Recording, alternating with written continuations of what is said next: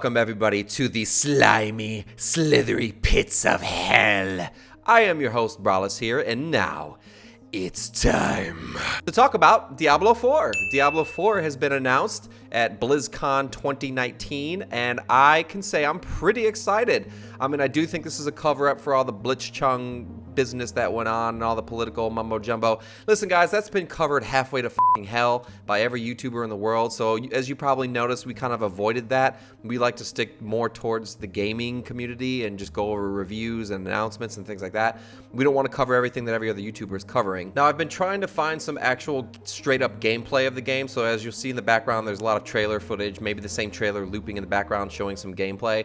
But all I could really find so far is just the typical Twitch streamer that was at BlizzCon that got a first look at the game, who was shilling about the game. Take my money, Blizzard. So I didn't want to use that footage with their fucking faces in it. So I'm just going to loop the same gameplay trailer, or maybe throw in some gameplay, maybe show one of their faces here or there. But yeah, I don't want to shill. I want to have a proper discussion about expectations going forward for this game. Because Diablo 3 was kind of a letdown for most people. And without spoiling it, Deckard Cain dies. Oh, fuck, you just spoiled it, Brallus. What the fuck? But yeah, he dies in Diablo 3, and apparently he makes a return to form in Diablo 4, which is pretty exciting. I'm hoping it's explained well and it fits with the story pretty well instead of just bringing them back for fan service. There's that. Now, the biggest change that seems to be happening with Diablo 4 that I personally am a huge fan of is that it seems like they're going back to their old school roots, where the game was actually a fucking challenge. Take my money, Blizzard. Back in the Diablo 1 and 2 days, those were considered hardcore RPGs because as you leveled up, you got different stat points, and you had to put stat points into health, stat points into mana, however you say it, stat points into dexterity, strength, and you had to actually, vitality, you actually had to build your character around your playstyle. Now, Diablo 1 was obviously extremely difficult. Diablo 2 brought it back and added a lot more to it. It was still very difficult, though. And then Diablo 3 comes around. And the problem with Diablo 3 that most people had was how it was so casualized to the point where there was no potion management, there was no even stat management. It's like as soon as you leveled up, you got a bump up in your health, your dexterity, your mana automatically. You couldn't really build your character how you wanted, and the only thing you got to really do was select your different styles of combat, like your different abilities and superpowers and whatnot. And then the other thing that people had a problem with, at least I had a huge problem with, was the fact that it was so easy. The enemies dropped health orbs when you killed them.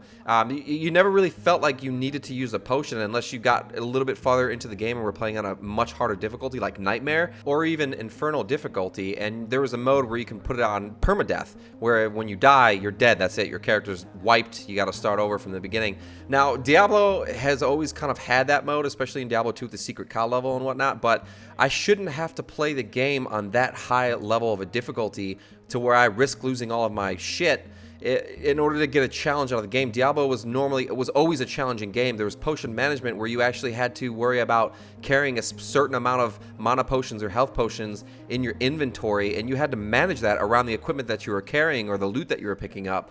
And then you would run out of potions, or you would be carrying too many and have to throw some down, and it was like a huge pain.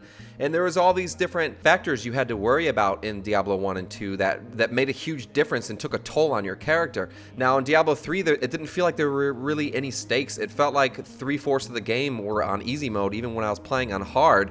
And then near the end of the game, it kind of picks up. But it was just too easy, and it's too casualized. There was no potion management. I couldn't build my character how I wanted to build them. I had to just let the game choose for me and then pick some cool abilities.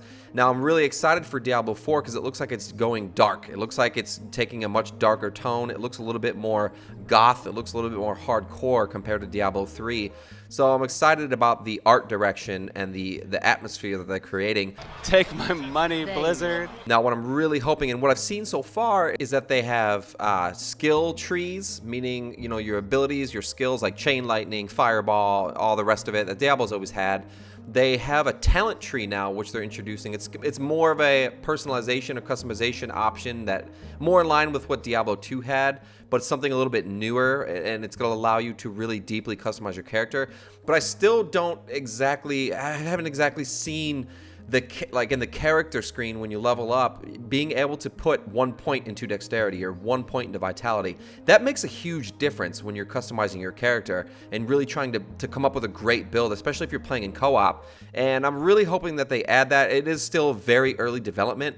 Like, Blizzard has come out and actually said that this game's not coming out anytime soon. And like I said earlier in the video, I feel like this was an announcement to try to kill off some of the critical reception, I guess you can say, to their Blitzchung and whole, China controversy and all that bullshit. But we'll see. The gameplay itself looks pretty tight. It looks obviously more akin to Diablo 3 because of the graphics and everything and the physics. But I mean, so far it looks pretty tight. All the gameplay I've seen looks like they're just walking through all the characters. So I'm hoping that they have a little bit more of a challenge, and I'm hoping that they do away with so many of the different, I guess, skill challenges that they had in Diablo 3, where you would go to an area and they would have like a totem pole that gave you a buff, and then they would have another one that said, "Hey, kill X amount of people in 30 seconds" or whatever. Like, those are cool and all, but it just proves that the game is so easy that you can wipe out 100 enemies in 30 seconds. And I mean, it's something to do, I guess, but the whole point of the game is you sit there and you wondered, okay, do I make a town portal? Do I go back to town and get some more health potions or mana potions out of my chest? Or do I move forward and take a risk?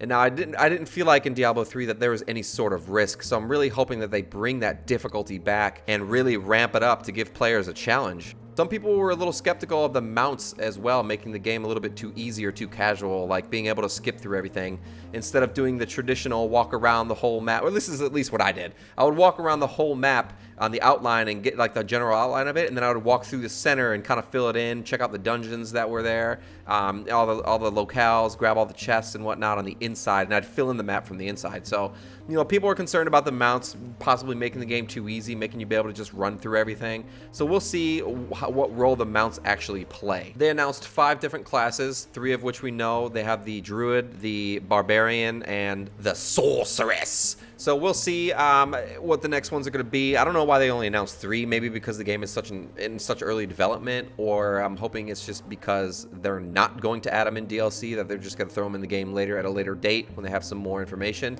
But there's speculation going around. It could be the Necromancer, the Paladin, the Monk again, the Amazon, maybe the Witch Doctor. I don't know. So we'll see. I mean, I think that since they already have the Sorceress, I mean, they got to bring back the Necromancer. The Necromancer was such a huge role in Diablo 2, and everyone loved the Necromancer, so they have to bring that one back for the fans. But what nobody's really speculating on is if they'll bring back the Rogue class from Diablo 1, because the Rogue was not in Diablo 2. I guess it was replaced by the Amazon, which was something similar, but the Rogue class from Diablo 1 was excellent. Nobody's really speculated that they'll bring that one back, so maybe they'll bring that one back. We'll see. This looks like a callback to the nostalgia of Diablo 1 mainly, with the workings of Diablo 2 and the graphics of Diablo 3. So that's my take on Diablo 4's announcement. I'm excited. Take my money, Blizzard. Yet I hope that it provides a challenge for Diablo veterans while being still accessible and also providing a very big challenge for new Diablo players. So we'll see where they go as far as direction with that.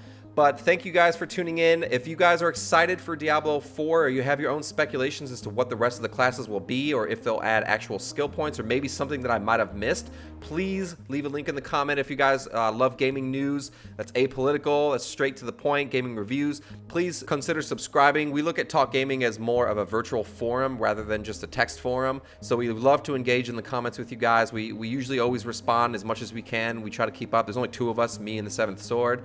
So please subscribe, leave a comment, let me know what you guys think. We'll reply, and we'll see you guys on the next episode of Talk Gaming. Fresh meat. Take my money, Blizzard.